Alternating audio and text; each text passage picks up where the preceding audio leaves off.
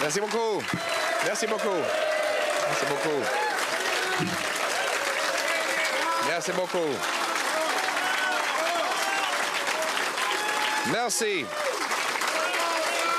Merci, équipe Gros Bon Sens. Voici l'équipe de Gros Bon Sens. Mais avant de commencer aujourd'hui, et la Journée nationale de commémoration et d'action contre la violence faite aux femmes, nous nous souvenons des 14 femmes brillantes et ambitieuses dont la vie a été cruellement interrompue par une criminelle haineux, simplement parce qu'elles étaient des femmes.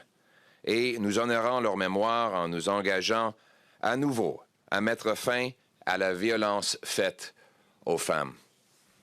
Aujourd'hui, nous nous engageons aussi à penser aux familles qui sont en souffrance après 8 ans de Justin Trudeau.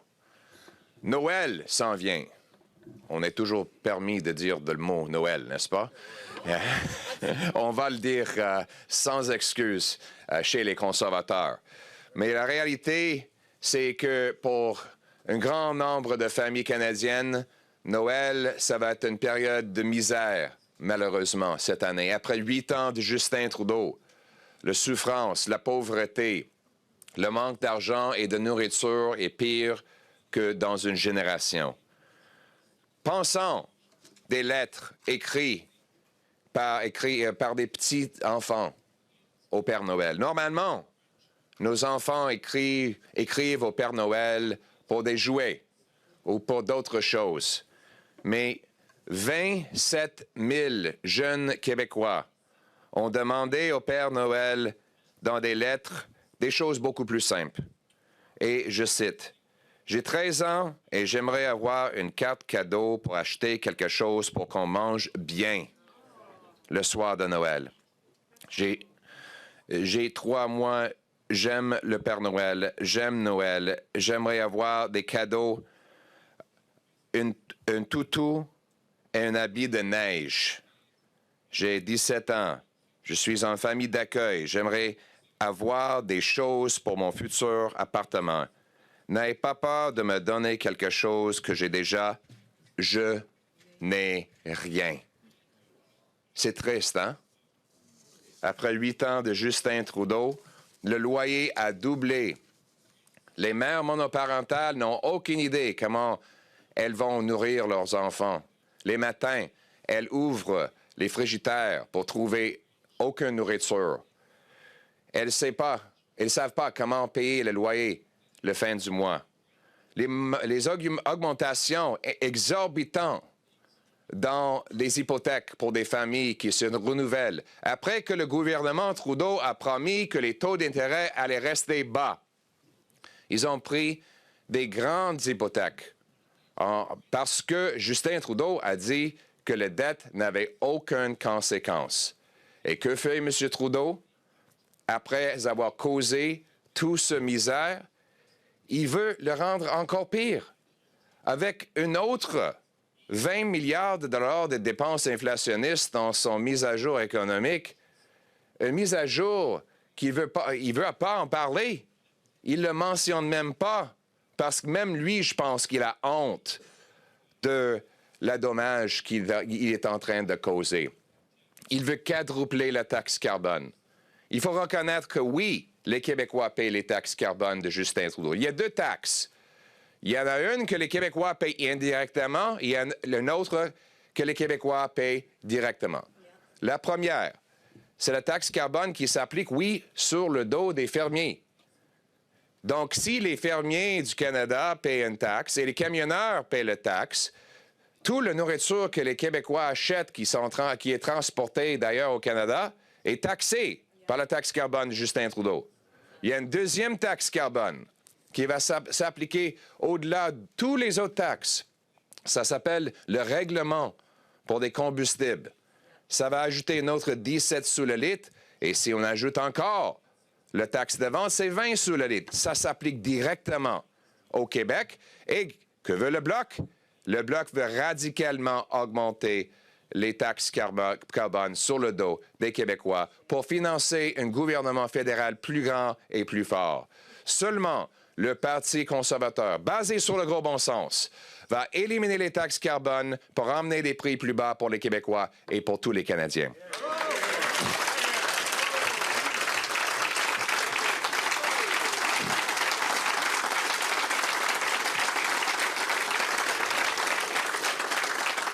Et j'ai un message pour Justin Trudeau et le Bloc. Vous avez causé une énorme misère, beaucoup de stress et angoisse pour les Canadiens. Donc, les bloquistes et les libéraux, ils vont avoir un peu de stress aussi.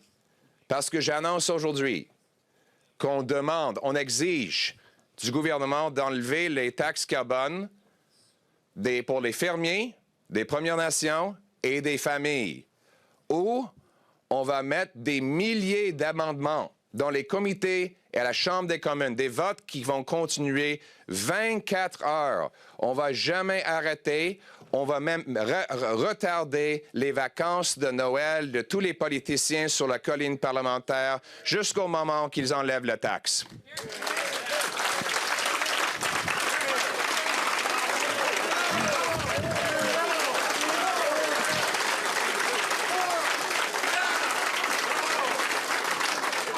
Nous sommes le seul parti avec un plan basé sur le gros bon sens pour enlever les taxes, pour plafonner les dépenses et éliminer le gaspillage afin d'équilibrer le budget et réduire les taux d'intérêt et l'inflation, de réduire les impôts pour que le travail redevienne payant, d'enlever la bureaucratie et les taxes pour bâtir davantage d'appartements et maisons abordables, de mettre des vrais criminels récidivistes en prison, de donner un traitement et non pas encore de drogue décriminalisée, et aussi de cibler les vrais criminels et trafiquants d'armes tout en respectant les chasseurs du Québec et de tout le Canada et leur droit d'avoir une arme d'épaule pour faire la chasse.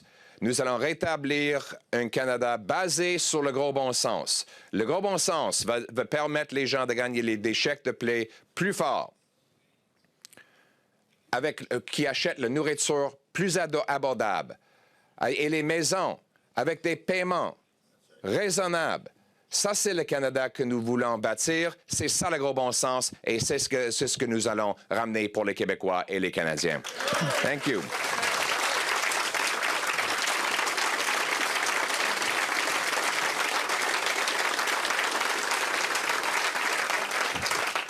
Merry Christmas, everybody.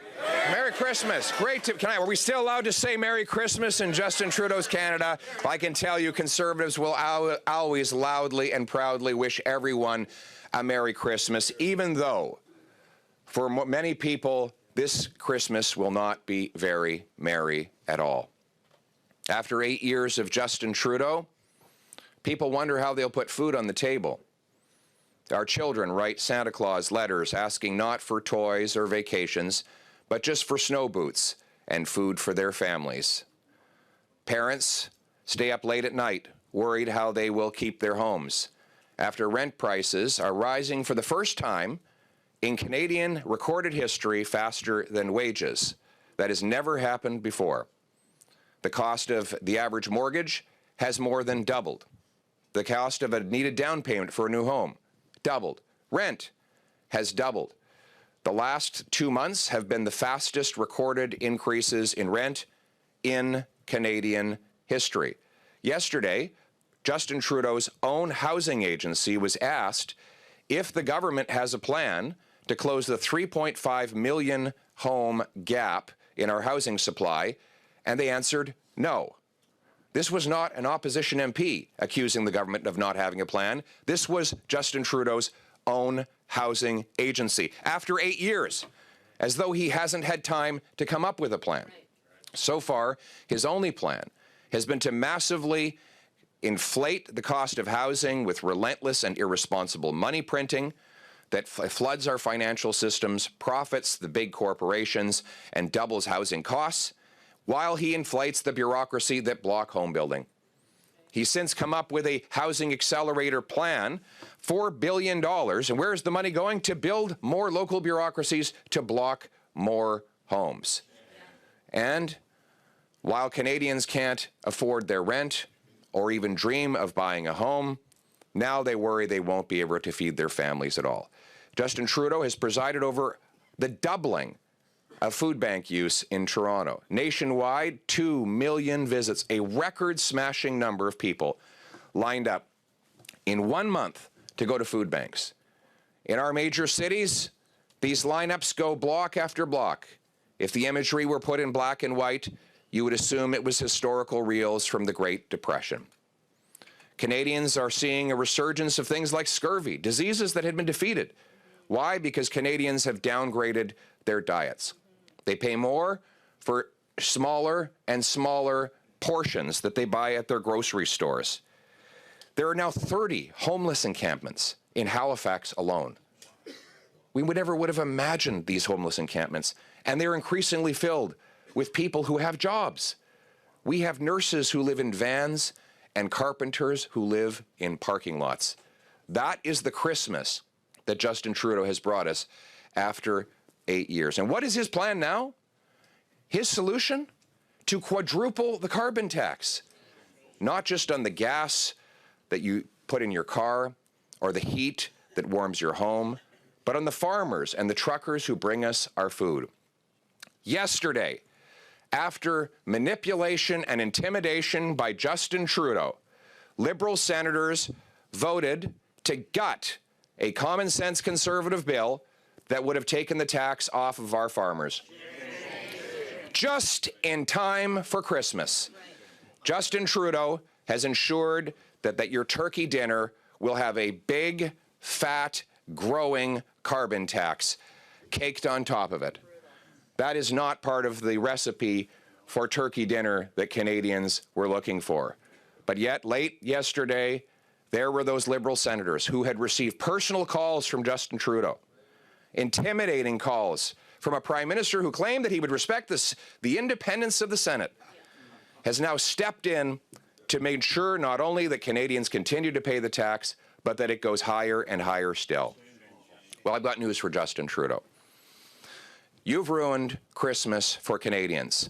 Common sense Conservatives are going to ruin your vacation as well. We are going to put in thousands of amendments at committee and in the House of Commons, forcing all-night, round-the-clock voting to block your $20 billion of inflationary spending and the rest of your economically destructive plans until you agree to our demand to take the tax off farmers, First Nations, and families. You will have no rest until the tax is gone.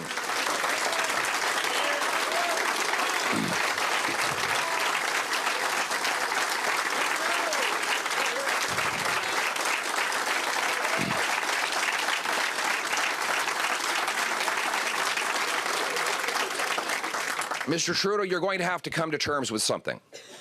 Over the Christmas period, whether through a walk in the snow or while you're sitting next to a warm fire, think about this reality. There will be a carbon tax election. I will win the carbon tax election, and whether you like it or not, I will axe the tax.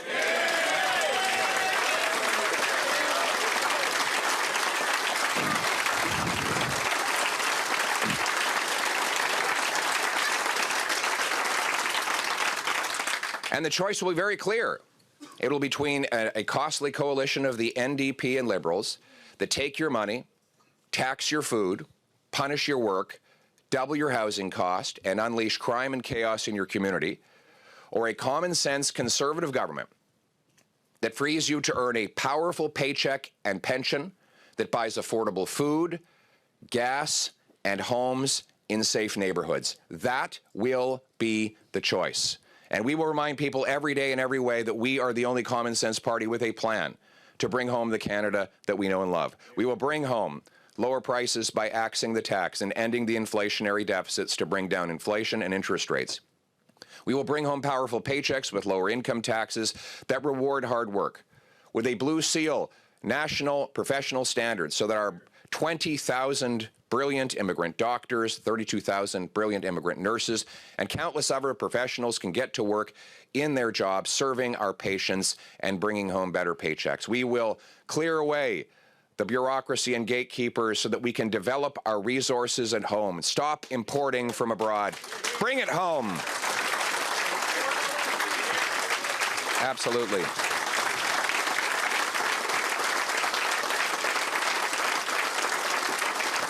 And we will bring homes people can afford with a common sense plan that requires cities permit 15% more home building per year or lose federal funding, but gives them bonuses if they exceed that target, require every federally funded transit station be surrounded by high-density apartments before the federal funds flow.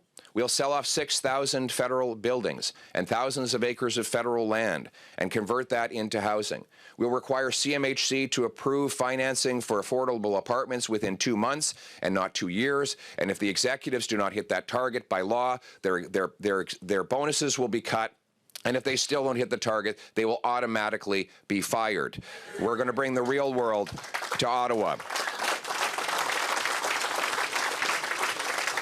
And those homes will be in safe neighborhoods.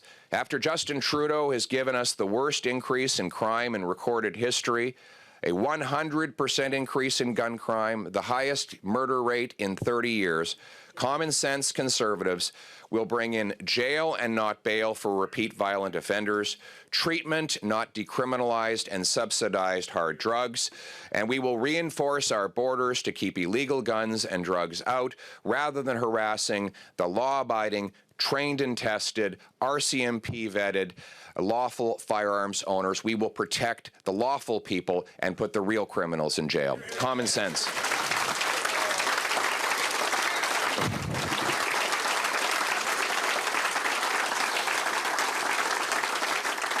What we're talking about is restoring the common sense consensus that used to exist between Liberals and Conservatives for a quarter century.